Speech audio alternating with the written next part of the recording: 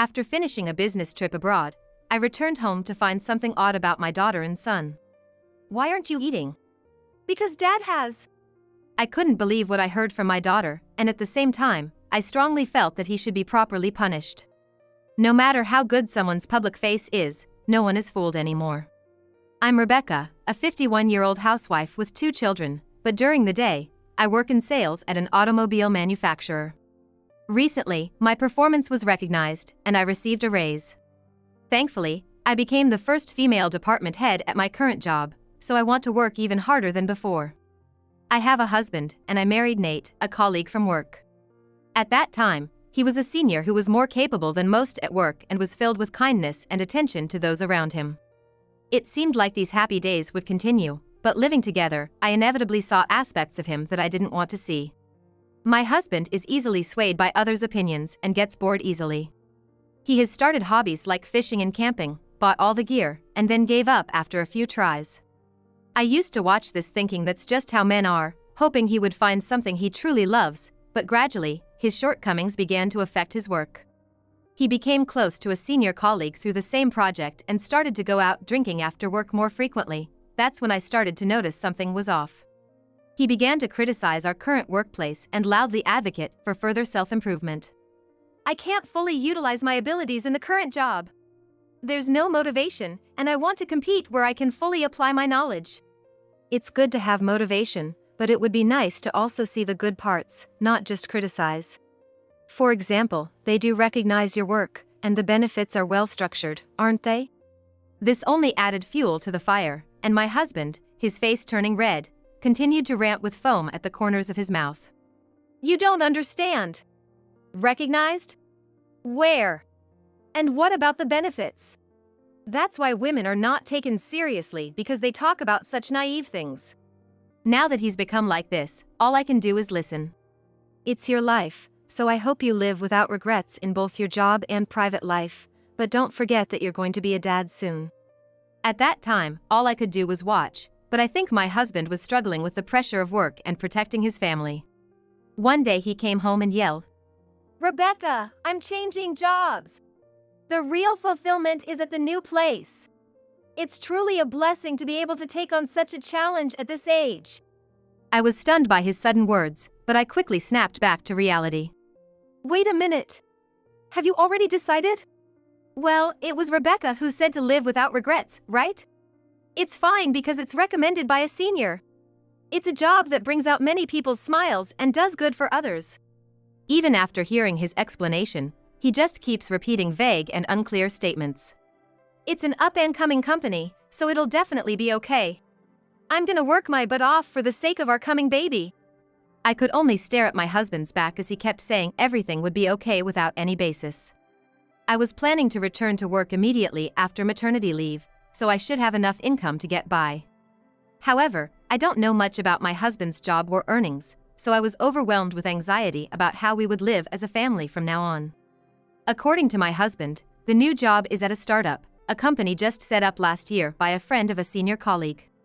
From what I've heard, it seems like a company that pushes forward with enthusiasm and a strong spirit, operating on a sense of mission rather than concrete plans. The company's website is full of typos and error messages, hardly the atmosphere where a businessman can work properly. By this time, I already had a bad feeling.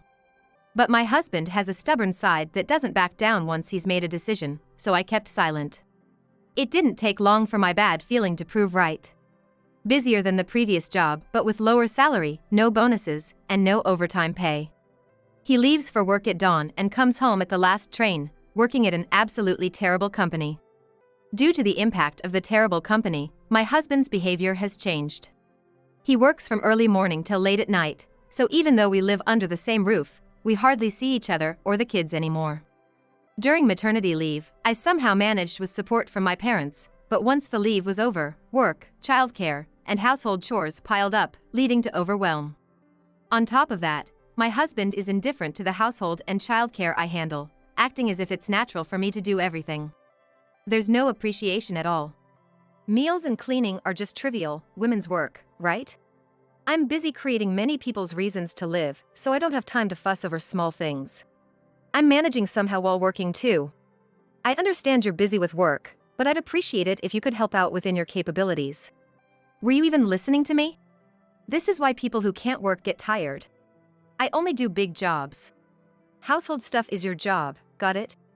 I've turned a blind eye to certain things because he's busy, but this attitude is starting to make me angry. Plus, it's unbearable how he needlessly criticizes the way I handle household chores and childcare.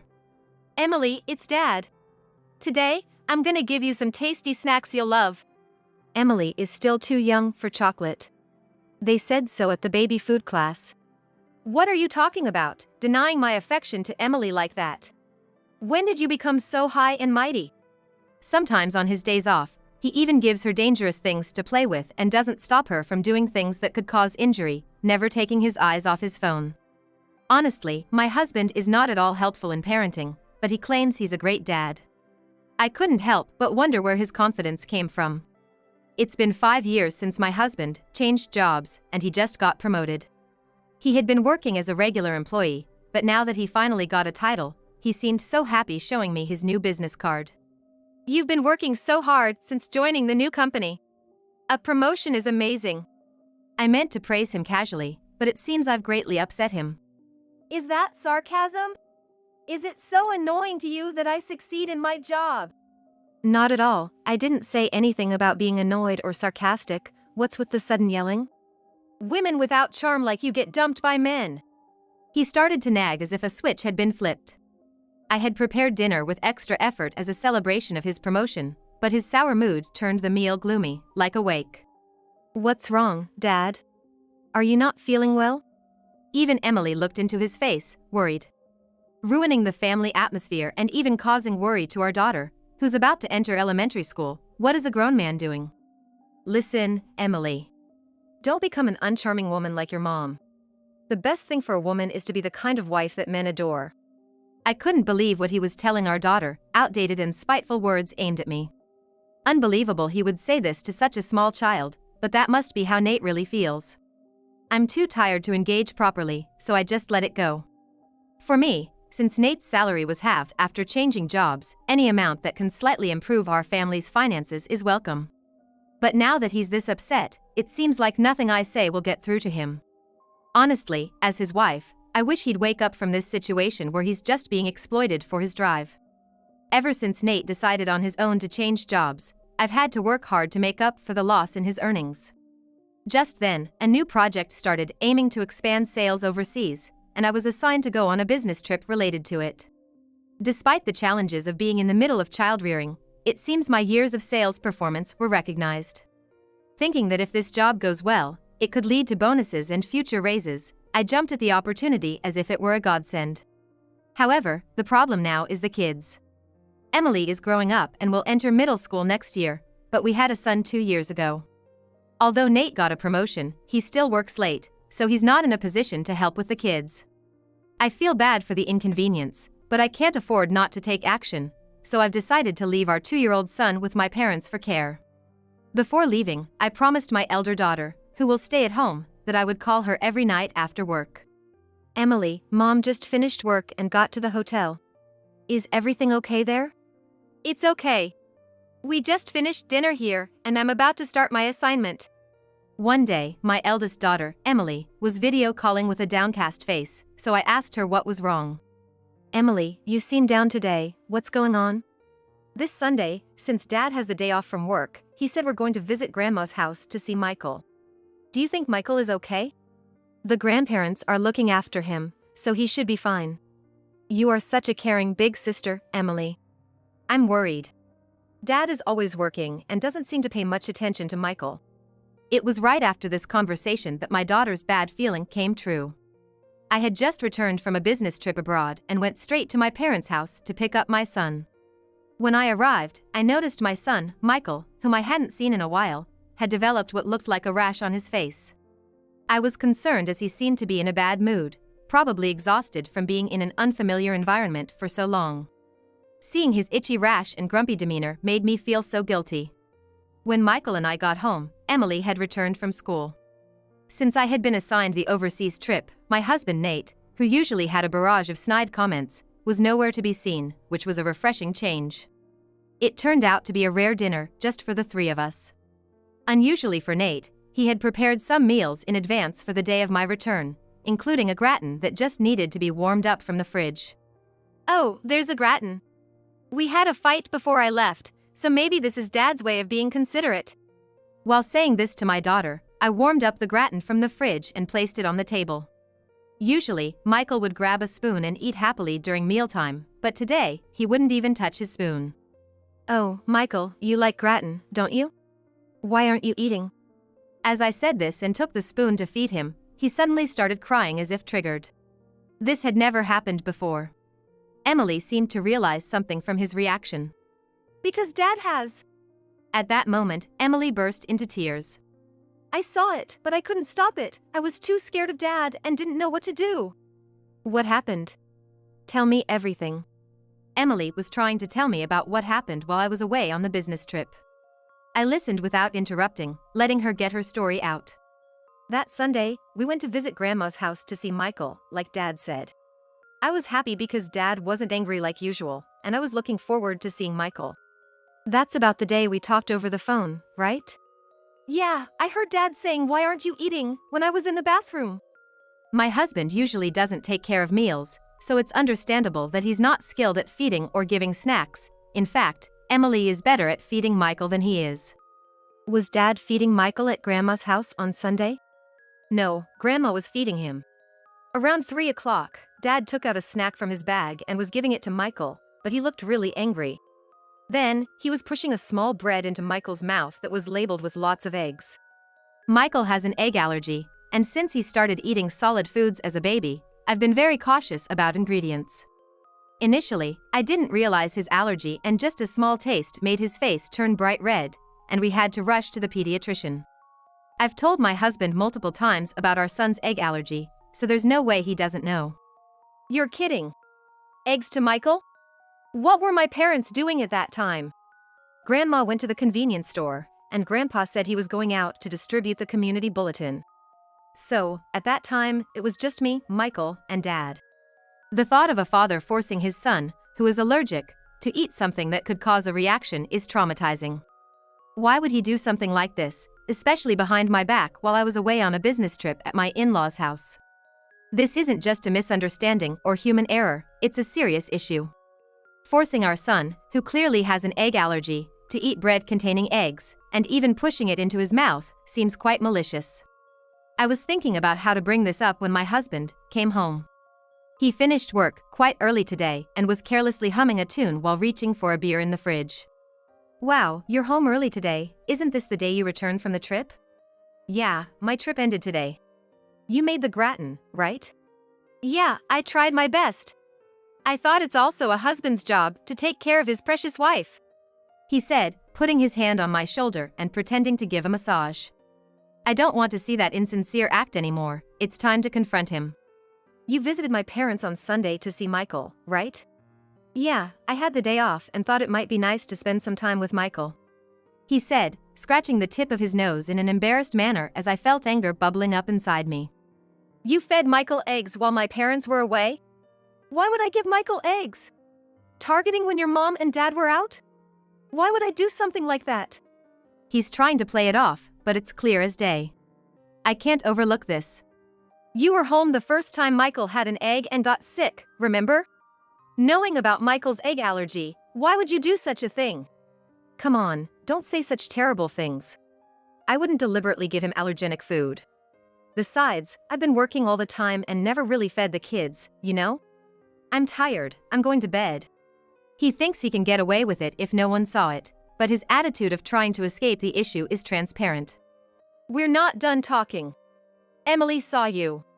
She saw you giving Michael bread with eggs. That time, huh? I thought Michael was hungry. I didn't realize it had eggs in it. Does he really think I would let it go just because he didn't realize it? Well, Emily was watching from a distance, but she could clearly see that it was bread with eggs. Then my husband, Nate, realizing he couldn't escape, started to get defensive. It's sneaky to spy and stay silent. Just like you, huh? We're not talking about that now. The point is, how could you do something so terrible? You keep talking about being a manager and all, but that's all your brain is capable of, huh? Just a token position because you're a woman. He looks as if he believes he's made a valid point. But what he's saying is nonsense, and he's waving an empty bottle around. Say whatever you want about me, but speaking harmfully towards our children and deliberately feeding them allergenic foods to make them sick is a serious crime. I'm calling the police. Everyone makes mistakes. You just want to blame me and run to the police, thinking you never make mistakes, huh? But the busy police won't come for a simple allergy issue, right? He insists it was just a mistake, but I've had enough. I opened the closet where Nate keeps his bag and started going through it. What are you doing? Have you lost your mind? Snooping through someone's bag is crazy. There it is, delicious sweetbread, rich in eggs, clearly marked with an egg illustration, a chicken, and a chick. You can't possibly misunderstand that. Shoving it into resisting Michael's mouth is not something you can do by mistake. Finally, Nate seemed to give in. Yeah, I did it because you were off on your business trip, thinking you needed to be taught a lesson. If something bad happened to the kids while you weren't around, it would be your fault. You did it for that reason? To make him sick while I wasn't there, to blame it on my negligence? Using such big words again. Yeah, something like that. Nate still thinks he won't face police consequences, but how long can he keep up that confident demeanor? I quickly picked up Michael, grabbed my phone, and called the police. I've already made the call. The police will be here soon, so let's clear this up right here. Officers from the nearby police station arrived, but Nate was still smirking. We shouldn't trouble the busy police with family matters. However, I was prepared, so this wouldn't just end with the officers leaving. I told them about Nate forcing Michael to eat the bread with eggs and showed them something else. I had been keeping a diary of Nate's terrible behavior, which I handed over. Additionally, I had recordings from a voice recorder, which served as solid evidence, leading to Nate being taken to the police station. No, allergies and fights are just minor family troubles. Tell them it was a misunderstanding from your side too. There's no way I could mistakenly contact the police. Think again about what you've done, the way you've treated our children. Furthermore, with Emily's testimony, it was proven that Nate intentionally fed Michael, our son, allergenic food with malice. Considering his past actions that have caused mental anguish, it was suggested that we could press charges against him based on these comprehensive considerations. Nate is playing the victim, ignoring the unbelievable acts he has committed against his son and his past behavior. Turning me into a criminal when we're family. Don't you feel sorry for Emily and Michael? That's not an issue. You say it's okay, but what about Emily and Michael? It worries me what they will face at school. Despite never acting like a father, he's confident that the family and kids will struggle without him. You have no right to call yourself a father. We're getting divorced, and we won't be family anymore. Please submit the divorce papers. I presented the divorce papers I had been carrying around like a talisman. Divorce isn't something you can just do. We're a family, this is the time to support each other, right? I have no interest in supporting you. In your case, it's not about mutual support, you've always acted like it's your due. Watching him misuse words like support and father to justify himself only confirms he's unfit as a father and a husband. But I can't deal with his refusal to divorce any longer, so I played my final card. I'm going to your parents. I'll tell them everything, how you're now in trouble with the police, and everything you've done to me and the kids. Nate's parents are strict but kind, and they would never condone anything that strays from human decency. Nate has always said he left home abruptly after high school because he didn't see eye to eye with his parents. The husband, who has done nothing but shameful acts, now doesn't know how to face them. Please, don't tell my dad and mom about this. If you don't want me to tell them, sign here. Right now, in front of me. As soon as I mentioned his parents, Nate lost all his previous bravado and received the divorce papers. His malicious acts, coupled with their repetition over the years, led to a guilty verdict. He's already been fired from his job due to the scandal. Finding a new job won't be easy for him. Since the police have issued a restraining order, it reassures me that he won't come near me and the kids. I still receive letters from him suggesting we make up, filled with nauseating phrases like we should have been honest about our true love. Fortunately, I plan to move soon and will take steps to refuse his letters completely. This will finally sever all ties with my ex-husband. Now, I'm raising Emily and Michael while still working at my current job. Thanks to the success of that business trip, my bonus will slightly increase. I'll use it to show my appreciation to someone special. Next month, let's go to a special place for the weekend. I'll invite Grandma and Grandpa too. Let's all go together. Really? I'm so happy we can go with Grandma and Grandpa. Both my daughter and son love my parents, who shower them with love, so I'm looking forward to our 3-generation trip. I want to live each day expressing gratitude and love to those important to me.